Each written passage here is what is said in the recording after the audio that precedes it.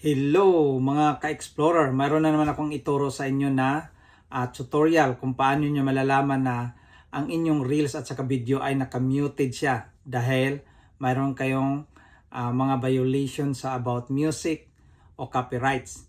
So ang gagawin nyo una, ituturo ko sa inyo ay pumunta ka sa inyong profile, no? At saka page. Then i-scroll nyo siya pataas, tapos after nyo mag-scroll, pa-scroll pataas, makikita nyo doon ang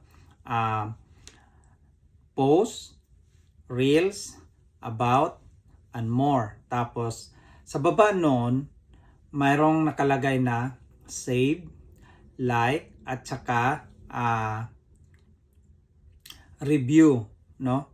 Needs to review. So, ang pipindutin nyo lang doon ay needs to review, pero i-explain ko muna sa inyo kung bakit nandoon yung save, like at saka needs to review. Yung mga kasi save kasi, halimbawa nanood kayo ng mga video sa ibang mga content creator na gustuhan nyo at gusto nyo panoorin sa sunod, so sinave niya, doon nyo makikita lahat-lahat yung mga sinave nyo ng mga videos. Tapos sa like naman, lahat ng mga videos o reels na pinanood nyo sa iba-ibang mga content creator, doon din nasi-save siya. So makikita nyo sa doon na, ito pala yung mga nilike ko ng mga reels at saka videos. Pero ang importante, doon tayo pupunta sa needs to review. So doon sa needs to review, pag pinindot yung needs to review, may nakalagay doon na the audio in these reels is unavailable, no? Nakalagay doon due to music right change. So pwede mo siyang baguhin. You can replace the audio in these reels with a new track. Ibig sabihin yung mga hindi copyright sa music, no, pwede nyo gamitin siya. So, tapos kapag binuksan nyo na yun doon, may nakalagay doon na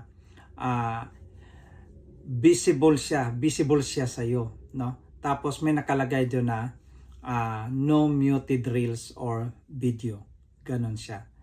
So, doon nyo pupuntahan para malaman nyo ang inyong mga upload nyo at saka mga reels at saka videos.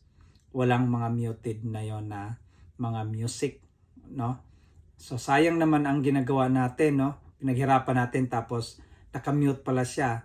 So ibig sabihin may mga certain countries lang na mapanood nila, pero mayroong iba-ibang bansa din na restricted, hindi pwede na makita nila, no?